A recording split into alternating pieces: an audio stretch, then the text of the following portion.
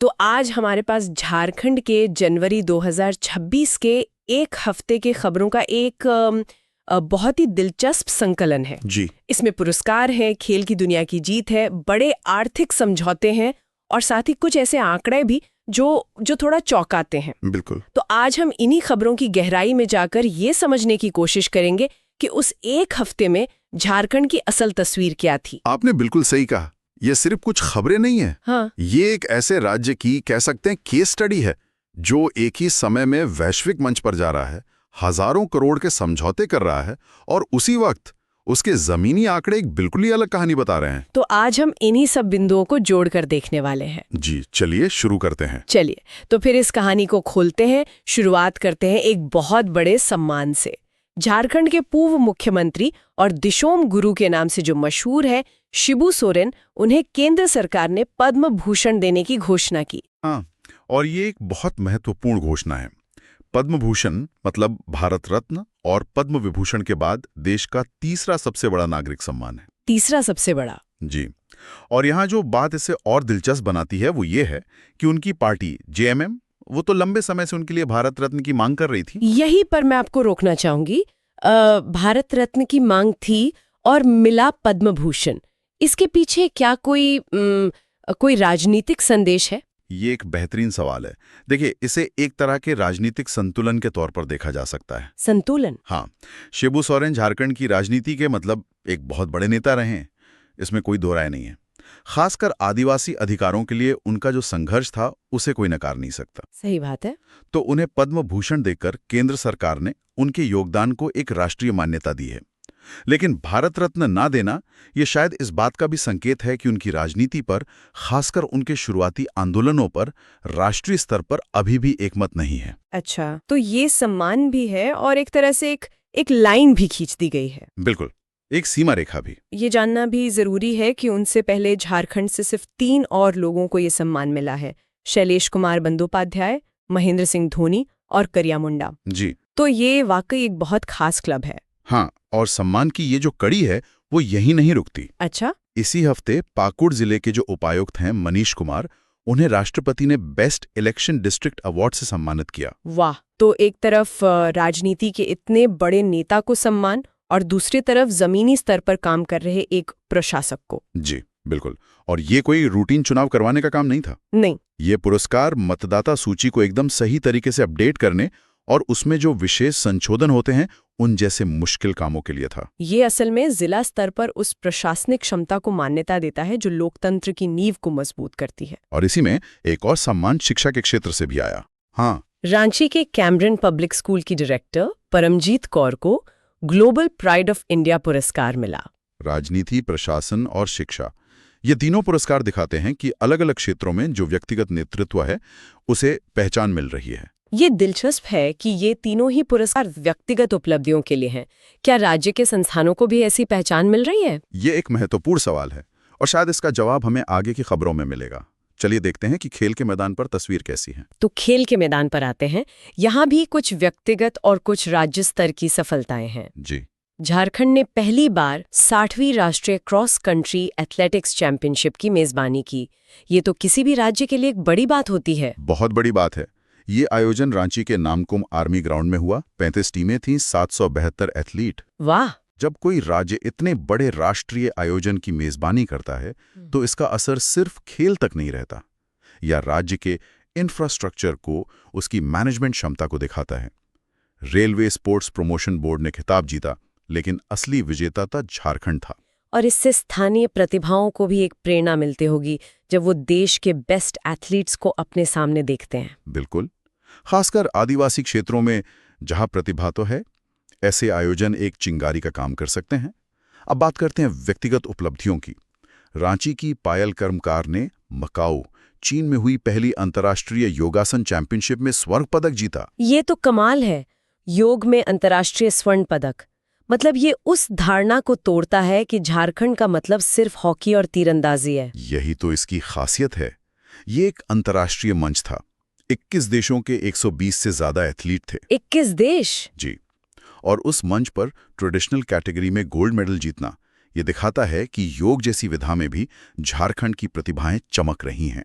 और तीरंदाजी की बात करें तो वहां से भी खुशखबरी है। जमशेदपुर की राज अतिथि ने खेलो इंडिया नेशनल रैंकिंग में स्वर्ण पदक जीता। तीरंदाजी तो झारखंड की पहचान है और राज अतिथि का जूनियर कंपाउंड कैटेगरी में गोल्ड जीतना ये बताता है कि यह परंपरा नई पीढ़ी के हाथों में सुरक्षित है। और इसी के साथ एक और महत्वपूर्ण नियुक्ति भी हुई। हाँ, आशा कुमारी को राज्य की सीनियर महिला कबड्डी टीम का मुख्य कोच बनाया गया। एक महिला कोच को सीनियर टीम की जिम्मेदारी देना ये भी अपने आप में एक बड़ा कदम है। बहुत बड़ा।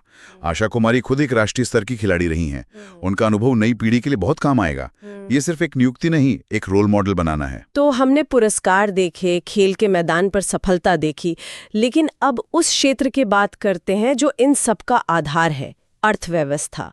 और यहाँ पर तस्वीर काफी मिली-जुली और कह सकते हैं कि अविश्वसनीय रूप से जटिल है। हाँ, और इसकी शुरुआत होती है दावोस से, स्विट्जरलैंड में जो वर्ल्ड इकोनॉमिक फोरम हुआ, एक वैश्विक मंच। जी, वहाँ झारखंड सरकार ने टाटा स्टील के साथ एक बहुत बड़ा समझौता किया। 11,000 करोड़ रुपए से भी ज्यादा का निवेश।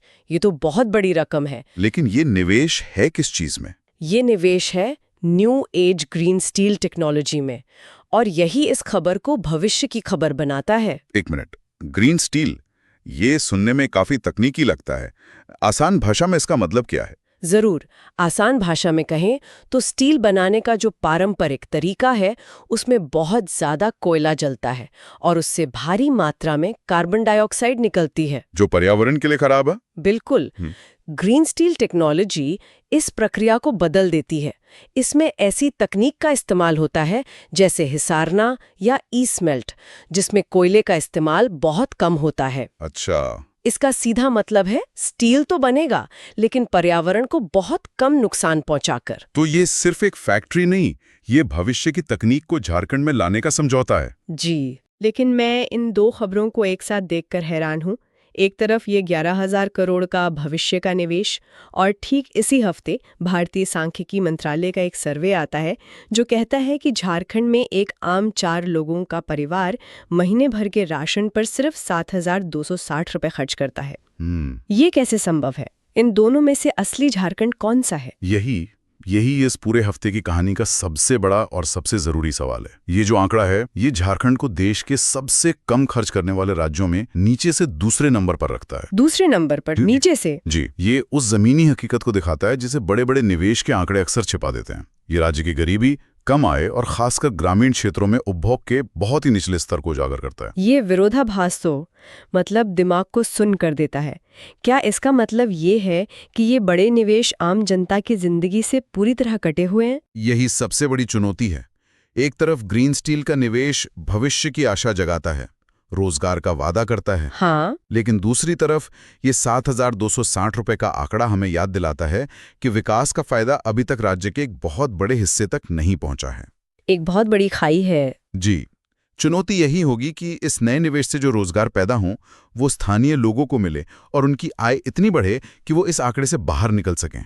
और इसी तस्वीर के बीच पर्यावरण से जुड़ी एक और पहल भी हुई, नमामि गंगे परियोजना। हाँ, इसके तहत झारखंड से गुजरने वाली 5 नदियों का जीर्णोद्धार किया जाएगा। गंगा, दामोदर, खरकई, हरमू और स्वर्णरेखा।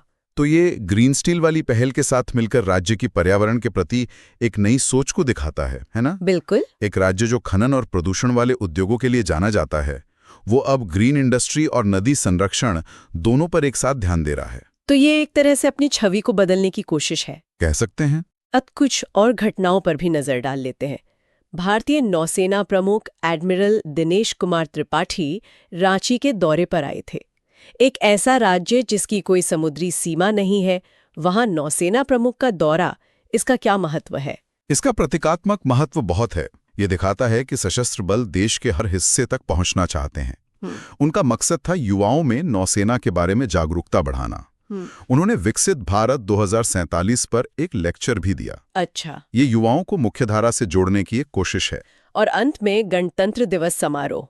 रांची में राज्य स्तरीय समारोह में 12 झांकियां निकाली गई। जी, और राज्यपाल संतोष गंगवार ने ध्वजारोहण किया। हाँ, और यहाँ ये जानना रोचक है कि मुख्यमंत्री उस समय दावोस और यूके की यात्रा पर थे। अच्छा, ये वही यात्रा थी। जी, ये वही यात्रा थी जिसके दौरान टाटा स्टील के साथ उस बड़े निवेश समझौते पर हस्ताक्षर हुए। तो सरकार की प्राथमिकता उस समय वैश्विक निवेश आकर्षित करने पर थी। बिल्कुल। और इसी अवसर पर झारखंड पुलिस के 12 अधिकारियों और कर्मियों को राष्ट्रपति पुलिस पदक से भी सम्मानित किया गया। तो इस पूरे हफ्ते की खबरों को अगर एक साथ रखें तो क्या तस्वीर उभरती है? ये एक हफ्ता विरोधाभासों और उम्मीदों का हफ्ता था। हाँ, एक तरफ राष्ट्रीय सम्मान है, अंतर्राष्ट्रीय खेल उपलब्धियां हैं और भविष्य की ग्रीन इंडस्ट्री है। हाँ। लेकिन दूसरी तरफ कम घरेलू खर्च के आंकड़े जमीनी चुनौतियों को हमारे सामने रख देते हैं। बिल्कुल, ये सारी घटनाएं एक ऐसे राज्य की कहानी कहती हैं जो अपनी औद्योगिक विरासत का फायदा उठाकर एक स्थायी भविष्य की ओर बढ़ना चाहता है और साथ ही अपनी मानवीय पूंजी का भी जश्न मना रहा है। चुनौतियां बहुत बड़ी हैं, इसमें कोई शक नहीं, लेकिन भविष्य की दिशा भी साफ दिखती है। और ये हमें एक बहुत ही महत्वपूर्ण सवाल पर सोचने के लिए छोड़ जाता है। हमने ग्रीन स्टील में 11,000 करोड़ के निवेश की बात की, जो सुनने में बहुत अच्छा लगता है, लेकिन सवाल ये है कि एक राज्य जो पारंपरिक रूप से खनन के लिए जाना जाता है, वो अपनी वर्कफोर्स को इन नई तकनीकों के लिए तैयार कैसे करेगा? यही मिलियन डॉलर सवाल है। ये कैसे सुनिश्चित किया जाएगा कि इस आर्थिक विकास का लाभ उन परिवारों तक भी पहुंचे जिनका जिक्र उस 7,260 रुपए वाले सर्वे में है? हाँ। सिर्फ एक नई फैक्ट्री लगा देना काफी नहीं है। जमीनी स्तर पर एक न्याय संगत परिवर्तन, मतलब एक जस्ट ट्रांजिशन, असल में कैसा दिखेगा? यहाँ विकास कुछ लोगों तक सीमित न रहकर समाज के हर तबके तक पहुंचे। जी, इस सवाल का जवाब ही झारखंड का असली भविष्य तय करेगा।